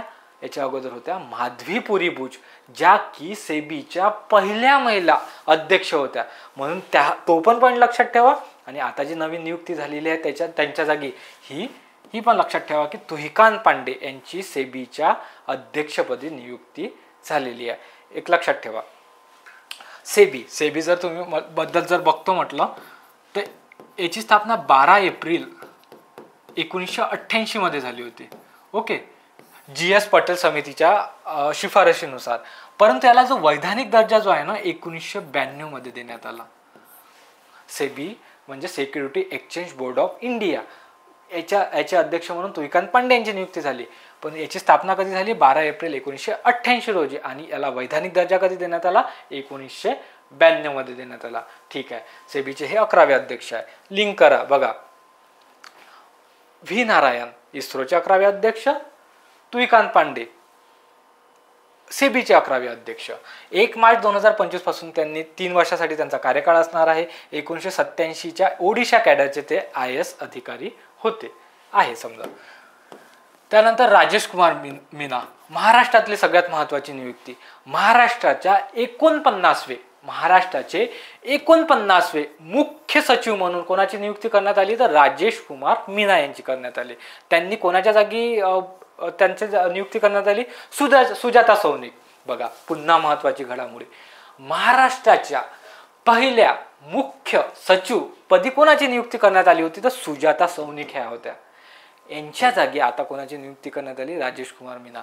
2 प्रश्न आहे बघा, कन्फ्यूज होऊ नका. आयोग तुम्हाला आता जर राजेश कुमार मीना यांची नियुक्ती झाली तर तुम्हाला याच्यावर प्रश्न विचारणार नाही. असं होऊ शकते की तुम्हाला डायरेक्ट प्रश्न विचारणार की महाराष्ट्राच्या मुख्य सचिवपदी पहिल्या महिला यांची कोणाची नियुक्ती करण्यात आली होती. हे जरी प्रिव्हियस घडामोडी असले परंतु तुमच्या महत्त्वाच्या कोण होत्या? सुजाता सौनिक. तर अशा पद्धतीने तुम्ही लक्षात ठेवा. तशाच पद्धतीने सेबीचं जसं तुम्हाला सांगितलं पहिल्या महिला अध्यक्षा कोण निवडून आल्या? माधवीपुरी बुच. त्यांच्यानंतर आता तुहिकांत पांडे आले. तसंच सुरुवातीला पहिल्या महिला अध्यक्षा कोण होत्या? महाराष्ट्राचे मुख्य सचिव म्हणून सुजाता सौनिक. यांच्या जागी कोण आले? राजेश कुमार मीना. ओके, एकूण त्या काय आहेत? राजेश कुमार मीना हे व्यक्ती जे आहेत 1988 बॅचचे राजस्थान कॅडरचे IAS अधिकारी आहे समजा. यापूर्वीचे महसूल विभागामध्ये अतिरिक्त मुख्य सचिव म्हणून त्यांनी काम बघितलेलं आहे. बघा मी ज्या गोष्टीवर तुम्हाला मोठ्या आवाजाने सांगतोय त्या गोष्टी तरी ॲटलिस्ट तुमच्या वर्कशीटमध्ये नोट डाऊन झाल्या पाहिजे. राजेश कुमार मीना महाराष्ट्राचे 49वे मुख्य सचिव. ठीक आहे. राजस्थान कॅडरचे 1988 बॅचचे ते काय आहेत? IAS अधिकारी आहेत. यावेळेला 2 गोष्टी करा आणि सोबतच खाली लिहा महाराष्ट्राच्या पहिल्या मुख्य सचिव म्हणून सुजाता सौनिक. कळतंय का मी तुम्हाला सांगतोय ते? बघा आपण ऑनलाईन जगात आहोत. आपल्याला फास्टमध्ये ह्या गोष्टी कराव्या लागतात. आपण आता थांबू शकत नाही कोणासाठी. म्हणून मी सगळ्या घडामोडी एवढ्या एकाच व्हिडिओमध्ये का बरं कव्हर करतोय? कारण की मुलांचा टाईम वाचला पाहिजे. त्याचा रिकॉल झाला पाहिजे आणि रिव्हिजन झालं पाहिजे. म्हणूनच अशा पद्धतीने आपण डेटा कव्हर करतोय. डॉक्टर नितीन करीर काय यांची नियुक्ती सगळ्यात महत्त्वाची आहे? तर पहा महाराष्ट्राच्या 6व्या राज्य वित्त आयोगाचे अध्यक्षपदी त्यांची नियुक्ती करण्यात आली. राज्य वित्त आयोग कशाशी संबंधित आहे? ही पण सुद्धा घटनात्मक नियुक्ती आहे. 243I राज्याचा एक वित्त आयोग असेल. 243I मध्ये तुम्हाला देण्यात आलेलं होतं. ठीक आहे. त्या 6व्या राज्य वित्त आयोगाच्या अध्यक्षपदी डॉक्टर नितीन करीर यांची नियुक्ती करण्यात आलेली आहे. ठीक आहे. 31 जुलैला त्यांची नियुक्ती झाली. कार्यकाळ त्यांचा 1 एप्रिल 26 ते 2031 पर्यंत राहणार आहे. बघा माझं अपेक्षा काय आहे की मी तुम्हाला समुद्रातून ॲटलिस्ट 1 गळवाभर पाणी तुमच्यासमोर घेऊन आलेला. आता त्या 1 गळव्याभरातून पण तुम्हाला एकच ग्लास पाणी प्यायचं असेल तर हा झाला 1 गळवाभर पाणी. मॅगझिनमध्ये भरपूर गोष्टी दिलेल्या असतात. त्याच्यातून मी सॉर्ट आउट करून गोष्टी आणलेल्या आहे. ह्या 5-6 पॉईंट. त्याच्यातून पण तुम्हाला सांगतो काय महत्त्वाचं आहे.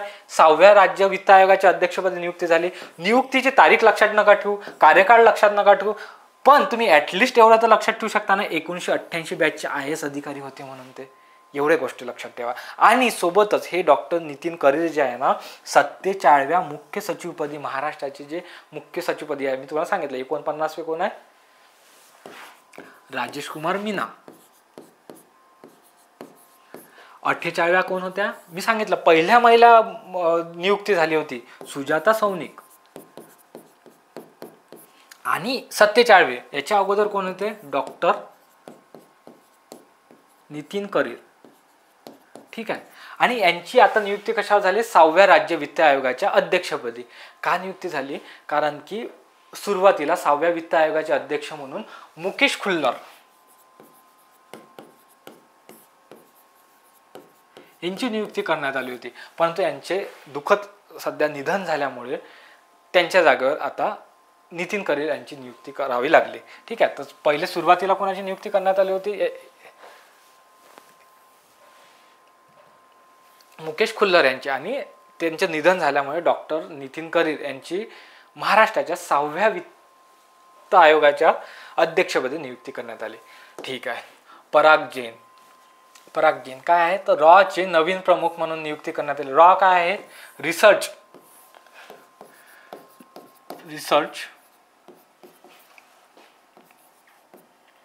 ॲनालिसिस विंग, जे की भारताबाहेरचे जेवढे गुप्त ऑपरेशन्स आहे, आपले स्पाय आहेत, ते भारताबाहेरचे जेवढे ऑपरेशन्स हे रॉद्वारे सांभाळले जातात. त्यांनी 1 जुलै 2025 पासून पदभार स्वीकारला. त्यांना सुपर स्पाय म्हणून ओळखले जाते. पराग जैन यांना सुपर स्पाय म्हणून ओळखले जाते. ते 1989च्या पंजाब कॅडरचे IPS अधिकारी आहेत. ठीक आहे. हे गोष्ट लक्षात ठेवा. आणि ऑपरेशन सिंदूरमध्ये महत्त्वाची त्यांनी भूमिका बजावली. बघा, ह्या ज्या मल्टीलायनर स्वरूपातल्या जेवढ्या घडामोडी आहेत त्याच्यामधले सगळ्यात शेवटची घडामोडी आहे व्ही रामसुब्रमण्यम. राष्ट्रीय मानवाधिकार आयोगाचे 9वे अध्यक्ष म्हणून त्यांची नियुक्ती करण्यात आली. 30 डिसेंबर 2024 रोजी त्यांनी पदभार स्वीकारला. मद्रास उच्च न्यायालयाचे न्यायाधीश म्हणून त्यांनी जुलै 2006 ते एप्रिल 2016 दरम्यान त्यांनी कार्य बघितलं आहे. तेलंगणा उच्च न्यायालयाचे एप्रिल 2016 ते जून 2019 मध्ये त्यांनी कार्य केलेलं आहे. हिमाचल प्रदेशमध्ये उच्च न्यायालयाचे 24वे बघा मुख्य न्यायाधीश 2019 ते जून ते सप्टेंबर 2019 मध्ये केला आहे. हिमाचल प्रदेशचे त्यांनी मुख्य न्यायाधीशपदी त्यांनी काम बघितलेलं आहे. हे पॉईंट लक्षात ठेवा व्ही रामसुब्रमण्यम यांच्याबद्दल. ओके. आणि भारतीय सर्वोच्च न्यायालयाच्या न्यायाधीशपदी सप्टेंबर 2019 ते जून 2023 मध्ये त्यांनी कार्य बघितलेलं आहे. ठीक आहे. राष्ट्रीय मानवाधिकार आयोग, सर हा आयोग वैधानिक आहे की संविधानिक आहे? हा आयोग वैधानिक आहे. कोणत्या दिवशी यांची स्थापना झाली? 12 ऑक्टोबर 1993 रोजी ह्या आयोगाची स्थापना झाली. मग अशा प्रकारचे जे राष्ट्रीय मानवाधिकार आयोग झाला, त्याच्यानंतर अल्पसंख्याक आयोग झाला, अनुसूचित जाती आयोग झाला, अनुसूचित जमाती आयोग झाला, NCBC जो OBCचा आयोग आहे. तर अशा पद्धतीचे जेवढे आयोग असेल त्याचे अध्यक्ष जे आहे ते तुम्हाला लक्षात असणे आवश्यक आहे. ते मी तुम्हाला 1 बाय 1 एखाद्या व्हिडिओमध्ये कव्हर करूनच टाकेल. सध्या लक्षात ठेवा राष्ट्रीय मानवाधिकार आयोगाचे अध्यक्ष व्ही रामसुब्रमण्यम यांची नियुक्ती करण्यात आली. आता बघा, आत्तापर्यंत आपण जेवढ्याही नियुक्त्या बघितल्या त्या घटनात्मक, वैधानिक, most of the most important घडामोडी सगळ्या कव्हर केलेल्या आहे. आता ज्या घडामोडी आपण बघणार आहोत पूर्ण टू द पॉइंट मॅरेथॉन असणार आहे आपली. चला आता आपण सुरू करूया नेक्स्ट पार्टला. आपल्या ह्या व्हिडिओच्या मॅरेथॉन राहणार. याच्यात आता कन्सेप्ट नाही, याच्यात जास्त डेटा नाही, 1 लाईनर स्वरूपाच्या टू द पॉइंट खटखट सगळ्या गोष्टी बघूयात. सीमा सुरक्षा दलाची पहिली महिला स्नायपर म्हणून कोणाची नियुक्ती करण्यात आली? सुमन कुमार यांची नियुक्ती करण्यात आली. ओके. रेल्वे सुरक्षा बल RPF रेल्वे फोर्स जे असते ना त्याच्यात पहिल्या महिला महासंचालक सोनाली मिश्रा यांची नियुक्ती करण्यात आली. रेल्वे बोर्डाच्या पहिल्या महिला CEO. बघा, ही जरी न्यूज जुनी असली परंतु सध्याही आपल्यासाठी सर्वात इम्पॉर्टंट आहे. कोण? जया वर्मा सिन्हा यांची रेल्वे बोर्डाच्या पहिल्या महिला CEO म्हणून नियुक्ती करण्यात आली होती. देशातील पहिली ट्रान्सजेंडर सब इन्स्पेक्टर म्हणून नियुक्ती कोणाची करण्यात आली? मानवी कश्यप, बिहारमधल्या त्या आहे. एक गोष्ट इथे लक्षात ठेवा, रेल्वे बोर्डाचे जे पहिल्या महिला CEO तर जया वर्मा सिन्हा आहे, पण सद्यस्थितीत कोण कार्यरत आहे? तर सतीश कुमार कार्यरत आहे. ठीक आहे. हा पॉईंट तुम्ही नोट डाऊन नाही केला तरी चालते, फक्त लक्षात ठेवा की सध्या रेल्वे बोर्डाचे CEO कोण आहेत? तर सतीश कुमार आहेत. पहिल्या महिला CEO तशा जया वर्मा सिन्हा झाल्या. भारतीय नौदलाच्या युद्ध नौकेवर पहिल्या महिला कमांडिंग ऑफिसर कोण आहे? तर प्रेरणा देवस्थळी यांची नियुक्ती झालेली आहे. ठीक आहे. त्या मुंबईच्या आहेत. लष्करातील पहिल्या महिला सुभेदार Preeti Rajak. Most of the most important question सांगतो. प्रीती रजक यांच्यावर तुम्हाला 100% प्रश्न येण्याची दाट शक्यता आहे. भारतीय नौदलाची पहिली महिला हेलिकॉप्टर पायलट अनामिका राजीव. त्यानंतर महाराष्ट्राच्या पहिल्या महिला पोलीस महासंचालक ह्या होऊन गेलेल्या. यामध्येच अजून एक पहिल्या महिलाच बघूया. स्वदेशी लाईट कॉम्बॅट एअरक्राफ्ट तेजस उडवणारी पहिली महिला वैमानिक मोहना सिंग. अग्निशामक दलात फायरमन पदावर रुजू झालेली पहिली महिला मेघना सपकाळ. सौदी अरेबियाची पहिली महिला अंतराळवीर. मोस्ट इम्पॉर्टंट न्यूज, रायना बर्नावी. ठीक आहे. सोबतच लक्षात ठेवा, सौदी अरेबियाचे झाले. भारताचे पहिले पर्यटक जर म्हटलं अंतराळवीर पर्यटक कोण? गोपी ठोटाकुरा. एक पॉईंट लक्षात ठेवा. महाराष्ट्राच्या पहिल्या महिला मुख्य सचिव तुम्हाला सांगितलं सुजाता सौनिक. देशातील पहिली जहाजावरील महिला डेक ऑफिसर कोण आहे? सिमरन थोरात. ओके. उत्तराखंड उच्च न्यायालयाच्या पहिल्या मुख्य न्यायाधीश म्हणजे महिला न्यायाधीश आहे म्हणून रितू बहारी यांची नियुक्ती करण्यात आली होती. उत्तराखंड राज्याच्या पहिल्या महिला मुख्य सचिवपदी राधा रतुरी. जशा ह्या होत्या ना सुजाता सौनिक 48व्या महाराष्ट्राच्या, तशाच उत्तराखंडच्या पण पहिल्या महिला 48व्या ज्या होत्या सुजाता सौनिक. उत्तराखंडच्या सुद्धा पहिल्या महिला मुख्य सचिव म्हणून राधा रतुरी यांची नियुक्ती करण्यात आली. ओके. TCS कंपनीच्या पहिल्या महिला CEO पदी कोण आहेत? तर आरती सुब्रमण्यम यांची नियुक्ती करण्यात आली आहे. त्याच्यानंतर बघा, अलीगड मुस्लिम विद्यापीठाच्या पहिल्या महिला कुलगुरू नईमा खातून गुर्रेज. हा पण एक सगळ्यात इम्पॉर्टंट पॉईंट आहे. 1875 मध्ये अलीगड मुस्लिम विद्यापीठाची स्थापना करण्यात आली होती. कोणाद्वारे करण्यात आली होती? सर सय्यद अहमद खान यांच्याद्वारे करण्यात आली होती. तर त्याच्या ज्या कुलगुरूपदी पहिल्या महिला कुलगुरू ज्या आहे त्या नईमा खातून गुलरेज यांची नियुक्ती झालेली आहे. मराठी भाषा विद्यापीठाच्या पहिल्या कुलगुरूपदी केलेली नियुक्ती डॉक्टर अविनाश आवलगावकर, जे की रिद्धपूरमध्ये जे पहिलं भाषा विद्यापीठ होणार आहे मराठी भाषा विद्यापीठ रिद्धपूर, हे भातकुली मार्गावर आहे. अमरावती जिल्ह्यामध्येच येते, भातकुली तहसीलमध्ये येते रिद्धपूर. तर ह्या विद्यापीठाच्या पहिल्या कुलगुरूपदी अविनाश आवलगावकर यांची नियुक्ती करण्यात आली. महात्मा गांधी आंतरराष्ट्रीय हिंदी विद्यापीठाच्या पहिल्या महिला कुलगुरूपदी कुमुद शर्मा. बघा, हा महिलामध्ये पॉईंट येत नाही, हा इथे तुम्हाला चुकीने आलेला पॉईंट आहे. हा राष्ट्रीय घडामोडीमध्ये पॉईंट येते. पण लक्षात ठेवा की मराठी भाषा विद्यापीठाच्या पहिल्या कुलगुरूपदी केलेली नियुक्ती अविनाश आवलगावकर आहे. हे महिलामध्ये नाही आहेत, फक्त सॉर्ट आउट करताना थोडी गडबड झाली आहे, पण हे राष्ट्रीय घडामोडीमध्ये तुम्ही ऍड करता. महात्मा गांधी आंतरराष्ट्रीय हिंदी विद्यापीठाच्या पहिल्या महिला कुलगुरूपदी कुमुद शर्मा. भारताची पहिली महिला कसोटी अंपायर म्हणजे वृंदा राठी. वेट लिफ्टिंग विश्वचषक पदक जिंकणारी पहिली भारतीय महिला कोण? बिंद्या राणी देवी, मणिपूरच्या आहे. युरोपीय इन्व्हेस्टमेंट बँकेच्या पहिल्या महिला अध्यक्षा. तशा टोटलमधल्या 7व्या आहेत त्या, पण ठीक आहे, मी सध्या कमिट नाही करत 7व्या आहे की नाही, परंतु एवढं ॲटलिस्ट सांगू शकतो की युरोपियन इन्व्हेस्टमेंट बँकेच्या पहिल्या महिला अध्यक्षा नादिया कॅल्विना, ज्या स्पेनच्या आहेत. त्यानंतर कांगो या देशाच्या, बघा आता ज्या ह्या 3 नियुक्त्या आहे ना, ह्या पहिल्या महिला अध्यक्ष आहेत त्या देशाच्या, म्हणून तुम्हाला लक्षात ठेवणं गरजेचं आहे. नावं खूप गडबड असतात, बरं आपल्या नावात एवढं लक्षात राहत नाही, परंतु काय असते की कांगो देशाच्या कोण आहेत? तर जुडिथ सुमिनेओ तुलका. मग एवढं पाठ करायचं का नाही? कांगोला काय लक्षात ठेवायचं? जुडिथ. ह्या ज्या आहे कांगो देशाच्या पहिल्या महिला पंतप्रधानपदी निवड झालेली आहे. नामिबियाच्या पहिल्या महिला राष्ट्राध्यक्ष कोण आहे? नेतुंबो नंदी एंदेंत्वाहा.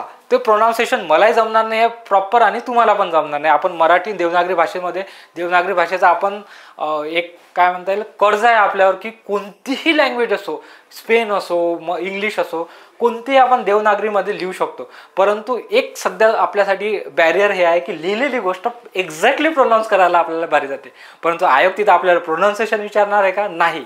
आपल्याला काय विचारणार आहे की नामिबियाच्या पहिल्या महिला राष्ट्राध्यक्ष कोण आहे? तर नेतुंबो. एवढंच लक्षात ठेवा, नेतुंबो. मग हे कसं लक्षात ठेवा? नामिबिया न पासून स्टार्ट होते आणि यांची पण जे वर्ड आहे नेतुंबो हा न पासून सुरुवात होते. ठीक आहे.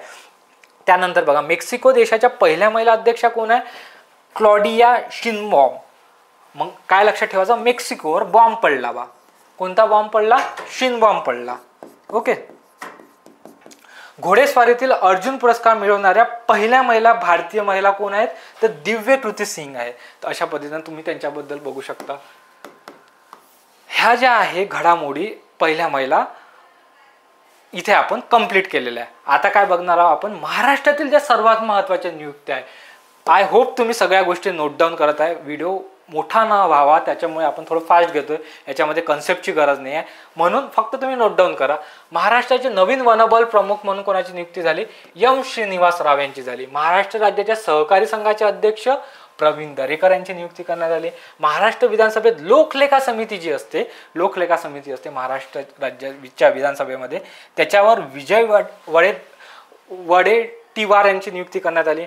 महाराष्ट्राच्या मुख्यमंत्र्यांचे मुख्य आर्थिक सल्लागार जे की मित्राचे सध्या CEO म्हणून कार्य करत आहे ते प्रवीण परदेशी यांची नियुक्ती ही महाराष्ट्राच्या मुख्यमंत्र्यांच्या मुख्य आर्थिक सल्लागार म्हणून केलेली आहे. प्रवीण परदेशी काय आहेत तर ही मित्रा जी संस्था आहे, नीती आयोगाच्या धर्तीवर जी स्थापन केलेली मित्रा संस्था आहे त्याचे CEO सध्या कार्यरत आहे. सोबतच मुख्य आर्थिक सल्लागार म्हणून पण महाराष्ट्राच्या मुख्यमंत्र्यांचे ते त्या पदावर त्याची नियुक्ती झालेली आहे. महाराष्ट्राच्या मुख्यमंत्र्यांचे मुख्य सचिव रिपीट पॉईंट झालेला राजेश कुमार मीना 49वे. महाराष्ट्राच्या मुख्यमंत्री कार्यालयाच्या प्रधान सचिवपदी अश्विनी भिडे यांची नियुक्ती करण्यात आली. महाराष्ट्र राज्याच्या विधानसभेच्या हंगामी अध्यक्षपदी कालिदास कोळंबकर यांची नियुक्ती करण्यात आली होती. जे की 15वी जी विधानसभा निवडणूक झाली आपली महाराष्ट्राची, तेव्हा हंगामी अध्यक्षपदी कोणाची केली होती? कालिदास कोळंबकर यांची केली होती.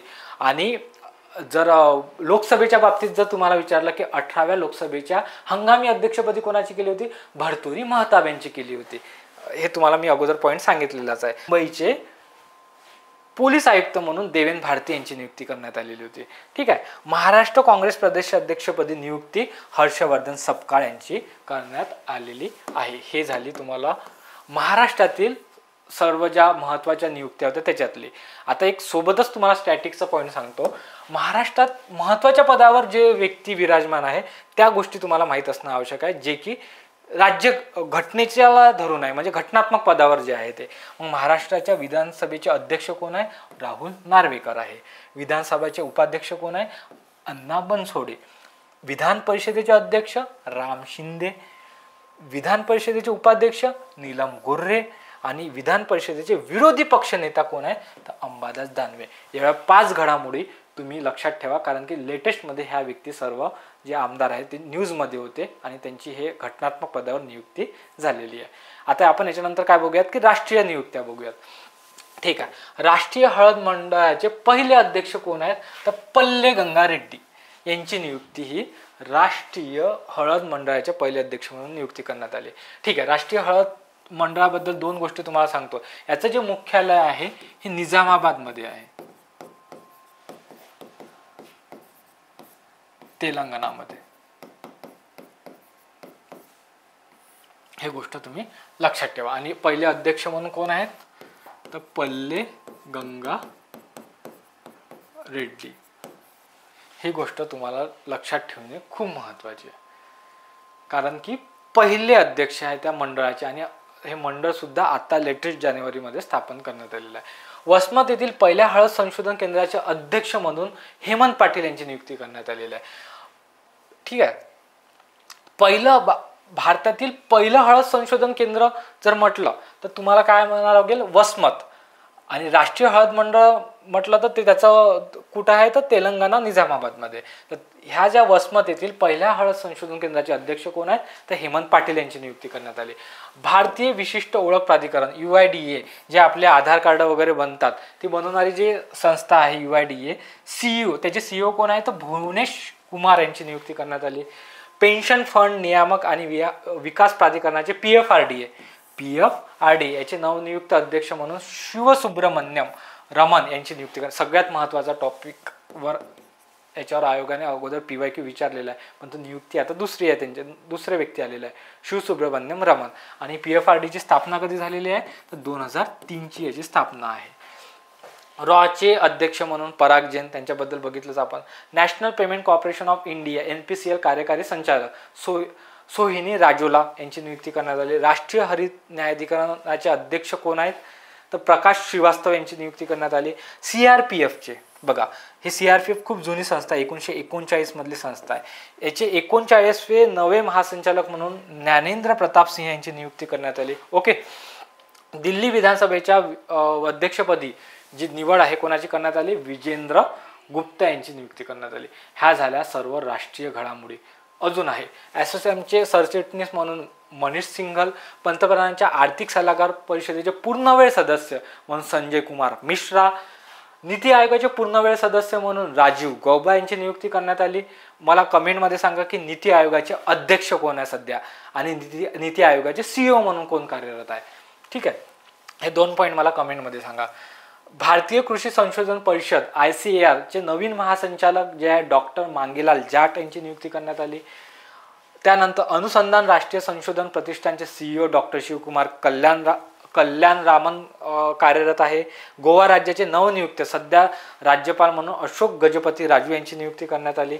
लडाख या केंद्रशासित प्रदेशाचे नायब राज्यपाल म्हणून काविंदर गुप्ता यांची नियुक्ती करण्यात आली. जम्मू काश्मीर व लडाख उच्च न्यायालयाचे नवनियुक्त मुख्य न्यायाधीश सध्या कोण आहेत तर अरुण पल्ली आहेत. Indian national trust for art and culture हेरिटेजच्या अध्यक्षपदी अशोक सिंग ठाकूर यांची नियुक्ती करण्यात आलेली आहे. अखिल भारतीय मराठी साहित्य मंडळाच्या अध्यक्षपदी प्राध्यापक मिलिंद जोशी यांची नियुक्ती करण्यात आली होती. राष्ट्रीय सुरक्षा मंडळाचे नवीन अध्यक्ष कोण आहे आलोक जोशी आहेत. रिझर्व्ह बँकेच्या डेप्युटी गव्हर्नरपदी पूनम गुप्ता यांची नियुक्ती करण्यात आलेली होती. टाटा कन्सल्टन्सीच्या सर्व्हिसेसच्या कार्यकारी संचालक म्हणून जे मी तुम्हाला सांगितलं पहिल्या महिला ॲक्च्युली ना COO ज्या असतात त्या आरती सुब्रमण्यम पहिल्या आहेत TCHच्या. विक्रम साराभाई स्पेस सेंटरचे संचालक म्हणून नियुक्ती राजन यांची नियुक्ती झाली. Gokhale institute of politics and इकॉनॉमिक्सचे कुलगुरू म्हणून Umakant Das. Bureau of civil aviation सिक्युरिटीच्या महासंचालकपदी राजेश निर्वाण यांची नियुक्ती झाली. बार कौन्सिल ऑफ इंडियाच्या अध्यक्षपदी सलग 7व्यांदा मनन कुमार मिश्रा यांची नियुक्ती करण्यात आली. भारतीय रिझर्व्ह बँकेचे नवीन कार्यकारी संचालक म्हणून अजित रत्नाकर जोशी यांची नियुक्ती करण्यात आलेली आहे. बघा, तुम्हाला वाटत असेल ह्या गोष्टी फास्ट होत आहेत. आय नो फास्ट होत आहेत, परंतु याच्यामध्ये सांगा की काय करणं आहे, तुम्हाला नोट डाऊन करणे आहे आणि ह्या गोष्टी चिंतन मनन करून त्या गोष्टी तुम्हाला आत्मसात करणं आहे, रिकॉल करणं आहे, रिव्हिजन करणं आहे. ठीक आहे. वनतारा आरोप चौकशी SIT चे प्रमुखपदी नियुक्ती जे चेलमेश्वर यांची करण्यात आली. राष्ट्रीय वित्तीय रिपोर्टिंग प्राधिकरणाच्या अध्यक्षपदी नितीन गुप्ता. नवी दिल्लीचे पोलीस आयुक्त सतीश गोलचा. पंतप्रधानांच्या संग्रहालय आणि ग्रंथालयाचे संचालक म्हणून Ashwini Lohani. Fertilizer association of इंडियाच्या अध्यक्षपदी शैलेश मेहता यांची नियुक्ती करण्यात आली. जम्मू फ्रंटियरसाठी सीमा सुरक्षा दलाचे नवीन महानिरीक्षक म्हणून शशांक आनंद यांची नियुक्ती करण्यात आली होती. इंडसइंड बँकेने MD आणि CEO म्हणून राजीव आनंदांना नियुक्त करण्यात आले होतं आणि केंद्रीय नागरी विमान वाहतूक विभागाच्या सचिवपदी समीर कुमार सिन्हा यांची नियुक्ती करण्यात आली. ठीक आहे, तर अशा पद्धतीने तुम्ही नोट डाऊन करा. आता आपण बघूयात क्रीडा क्षेत्रातील नियुक्त्या. सर्वात महत्त्वाच्या सांगतो, याची एकच स्लाइड आहे परंतु सर्वात इम्पॉर्टंट आहे. आशियाई क्रिकेट परिषदेचे नवे उपाध्यक्ष मोहसिन नक्वी. आंतरराष्ट्रीय ऑलिम्पिक समितीच्या अध्यक्षपदी क्रिस्टी कोव्हेंट्री. BCCIचे सचिव म्हणून नियुक्ती देवजीत सौकिया. आता बघा, पॉइंट काय झाला की PPT मी रेडी केली होती, प्रिपरेशन पूर्ण झाली होती, परंतु काही कारणास्तव हा लेक्चर आपल्या यायला डिले झाला. परंतु त्याच दरम्यान 21 सप्टेंबरला आपली गटकची मुख्य परीक्षा होऊन गेली आणि त्याच्यामध्ये तुम्हाला BCCIचे सचिव म्हणून विचारलं होतं देवजीत सौकिया. मला थोडंसं रिग्रेट वाटत होतं की अरे यार, हे जर लेक्चर मी अगोदर जर टाकू शकलो असतो गटक मुख्य परीक्षेच्या अगोदर आणि काही जे मुलं असतील त्या मुख्य परीक्षेला त्यांनी जर बघितलं असतं तर त्यांना 1 मार्क त्यांचा 100% क्लिअर झाला असता. पण असो, ठीक आहे, ते आता माझ्याकडून माझ्या टीमकडून चूक झाली, त्याच्यामुळे मी त्याच्यासाठी दिलगिरी व्यक्त करतो. पण आता तरी लक्षात ठेवा की BCCIचे सचिव हे देवजीत सौकिया हे होते. आशियाई क्रिकेट परिषदेच्या ACCच्या अध्यक्षपदी मोहसिन नक्वी. ह्या रिपीट झाला पॉईंट, तुम्ही बघून घ्या. भारतीय ॲथलेटिक महासंघाचे मोस्ट इम्पॉर्टंट सांगतोय, महासंघाचे अध्यक्ष हे बहादूर सिंग सागू. बघा, मी तुम्हाला जे स्टार मार्क करून देतोय ते ॲटलिस्ट त्याच्यावर तरी फोकस तुमचा असला पाहिजे. भारतीय वेटलिफ्टिंग फेडरेशनचे कमिशनर ॲथलेटिक्स कमिशनच्या अध्यक्षपदी मीराबाई चानू. हे पण महत्त्वाचे व्यक्तिमत्व आहे. आंतरराष्ट्रीय क्रिकेट परिषदेचे CEO म्हणून संजोग गुप्ता यांची नियुक्ती करण्यात आली. अखिल भारतीय बुद्धिबळ महासंघाचे अध्यक्ष नितीन सारंग. बुद्धिबळ महासंघाचे अध्यक्ष कोण? नितीन सारंग. आणि ICCच्या पुरुष क्रिकेट समितीच्या अध्यक्षपदी सौरभ गांगुली यांची नियुक्ती करण्यात आलेली आहे. ठीक आहे. आणि ICCचे अध्यक्ष कोण सध्या कार्यरत आहेत त्याचे पण कमेंट करा. ठीक आहे. आंतरराष्ट्रीय नियुक्त्या बघा. त्रिनिदाद आणि टोबॅगो देशाचे नवीन पंतप्रधान म्हणून कोणाची नियुक्ती झाली आहे? स्टुअर्ट यंग यांची. इक्वेडोर देशाचे राष्ट्रपती म्हणून डॅनियल यांची नियुक्ती झाली, डॅनियल नोबोवा. उरुग्वेचे नवीन राष्ट्रपती म्हणून कोणाची नियुक्ती झाली? यमुंड ओर्सी यांची नियुक्ती झाली. क्रोएशियाचे राष्ट्रपती म्हणून कोणाची? जोसन मिलानोविच यांची झाली. बेल्जियमच्या पंतप्रधानपदी नियुक्ती कोणाची झाली? बार्टर डी व्हेवर यांची नियुक्ती झाली. कॅनडाची सगळ्यात महत्त्वाची नियुक्ती सध्या स्थितीत 24वे पंतप्रधान म्हणून कॅनडाची कोणाची नियुक्ती करण्यात आली? मार्क कार्नी यांची नियुक्ती करण्यात आली. ओके. आयर्लंडचे नवीन पंतप्रधान म्हणून कोणाची नियुक्ती करण्यात आली? मायकेल मार्टिन यांची नियुक्ती करण्यात आली. जॉर्जियाच्या अध्यक्षपदी जॉर्जियाच्या या देशाचे अध्यक्ष म्हणून मिखाईल कोल्व्हास्ली यांची नियुक्ती करण्यात आली. पोलंडचे नवनियुक्त अध्यक्ष म्हणून कॅरोल नवरोक्स्की यांची नियुक्ती करण्यात आली. बघा, यांचे नाव कठीण असतात, परंतु तुम्हाला पोलंड म्हटलं तर कॅरोल एवढं तरी नाव जरी आठवलं तरी इनफ आहे. लेबनॉन देशाच्या अध्यक्षपदी कोणाची नियुक्ती करण्यात आली? जोसेफ औन यांची. व्हॅटिकन सिटीचे 267वे पोप म्हणून निवड कोणाची करण्यात आली? तर रॉबर्ट प्रिओक्स्ट लिओ 14 म्हणून त्यांना म्हटले जाते. जर्मनीचे नवीन चान्सलर म्हणून फ्रेडरिक मर्झ यांची नियुक्ती करण्यात आली. ग्रीस देशाच्या राष्ट्राध्यक्षपदी टासोलास यांची नियुक्ती करण्यात आली. बेल्जियमचा रिपीट झालेला आहे, व्हेवर, बार्ट डी व्हेवर. थायलंड देशाच्या पंतप्रधानपदी अनुतिन चान विराकुल. ठीक आहे. एशियन इन्फ्रास्ट्रक्चर इन्व्हेस्टमेंट बँकेचे उपाध्यक्ष म्हणून अजय भूषण पांडे यांची नियुक्ती करण्यात आली. भारताने संयुक्त राष्ट्राच्या 68व्या नार्कोटिक ड्रग आयोगाचे अध्यक्ष म्हणून शंभू कुमार यांचं निवड केली. मेटाने भारताचे नवीन व्यवस्थापकीय संचालक जे आहे MD अरुण श्रीनिवास यांना नियुक्त करण्यात आलेले आहे. बघा, आता थोडक्यात घडामोडी आहे. आय थिंक आपला व्हिडिओ भरपूर मोठा झालेला आहे. मी काय करतो, थोडक्यात घडामोडी ज्या आहेत त्या सगळ्या अशाच पद्धतीनं बोल्ड स्वरूपात मी वर्कशीटमध्ये नोट डाऊन करतो. त्या रिकाम्या जागा ठेवणार नाही, तिथून तुम्ही फक्त नोट डाऊन करून घ्या. ॲटलिस्ट तुम्ही एवढं करू शकता. लास्टमध्ये आपण काय करूयात की संरक्षण क्षेत्रातील ज्या महत्त्वाच्या नियुक्त्या आहेत त्या थोडक्यात घडामोडी तुम्हाला वर्कशीटमध्ये ॲज इट इज भेटून जातील. ओके. संरक्षण क्षेत्रातील महत्त्वाच्या नियुक्त्या बघूयात. राष्ट्रीय सुरक्षा सल्लागार म्हणून अजित डोवल हे सध्या कार्यरत आहे आणि उपप्रमुख म्हणून अनिश दयाल सिंग हे कार्यरत आहे. ओके.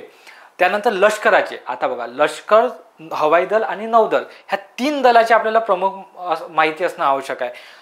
लष्कराचे, आर्मी फोर्सचे जे आहे उपेंद्र द्विवेदी हे 30वे व्यक्ती आहे जे भारताच्या लष्करपदी प्रमुखपदी आहेत. आणि उपप्रमुख म्हणून सध्या सप्टेंबर 2025 मध्ये ची जर घडामोडी बघतो म्हटलं तर पुष्पेंद्र पाल सिंह यांची नियुक्ती करण्यात आलेली आहे. हवाई दलाचे सध्या कोण कार्यरत आहे? अमरप्रीत सिंह कार्यरत आहे जे 28वे प्रमुख आहे. आणि नर्मदेश्वर तिवारी हे उपप्रमुख म्हणून काम करत आहे हवाई दलाचे. नौदलाचे प्रमुख कोण आहे? ॲडमिरल दिनेश के त्रिपाठी 26वे व्यक्ती आहे ते त्या पदावर रुजू झालेले आहे. आणि सध्या उपप्रमुख म्हणून संजय वात्स्यायन हे 47वे उपप्रमुख आहे नौदलाचे. ठीक आहे. एवढ्या गोष्टी तुम्ही लक्षात ठेवा. आणि यांची सध्या लेटेस्टमध्येच नियुक्ती आहे संजय वात्स्यायन यांची. सोबतच महत्त्वाचे ब्रँड ॲम्बॅसेडर बघून घेऊयात. रश्मिका मंदाना यांची नियुक्ती ही भारतीय सायबर अपराध समन्वय केंद्राची राष्ट्रीय ब्रँड ॲम्बॅसेडर म्हणून नियुक्ती करण्यात आली. तंबाखू नियंत्रणासाठी PV सिंधू यांना नियुक्त करण्यात आलं होतं.